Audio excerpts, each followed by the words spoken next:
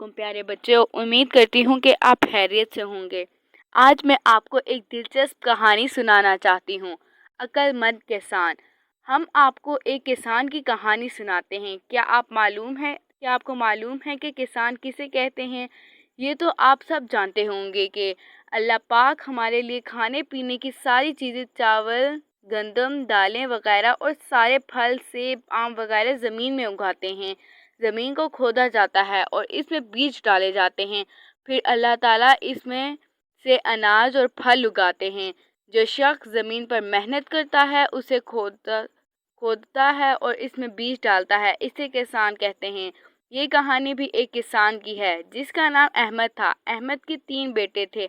वो अपने घर में बहुत खुश थे, लेकिन अहमद एक बात से बहुत परेशान था कि इसके बेटे बहुत सुस्त और कामचोर हैं। वो काम काज में बिल्कुल इसकी मदद नहीं करते थे।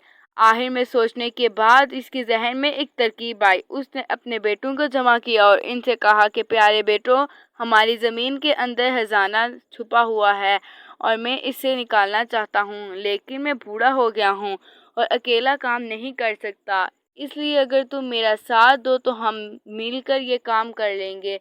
सारे बेटे खजाने की तलाश पर राज़ी हो गए और इन्होंने ज़मीन को खोदना शुरू कर दिया, लेकिन इनको खजाना ना मिला। इन्हें ये देखकर बहुत गुस्सा आया कि इनके वालिद ने इनसे झूठ कहा। इन्होंने अपने वालिद से शिकायत की तो इनके वालिद ने इन्हें कहा कि मेरे प्यारे बेटों, मैं झूठ कैसे बोल सकता हूँ? झूठ बोलना तो बहुत बुरी और गंदी आदत है और मुसलमान तो कभी झूठ नहीं बोलता। मैंने तुम्हें कहा था कि इसके अंदर खजाना है, तो मेरे प्यारे बेटों ये झूठ नहीं है, सच है। लेकिन तुम जल्दी कर रहे हो और जल्दी का काम शैतान का होता है। तुम वो करो जो मैं तुम्हें बताता हूँ। ये बीज लो और ज़मीन में डाल दो।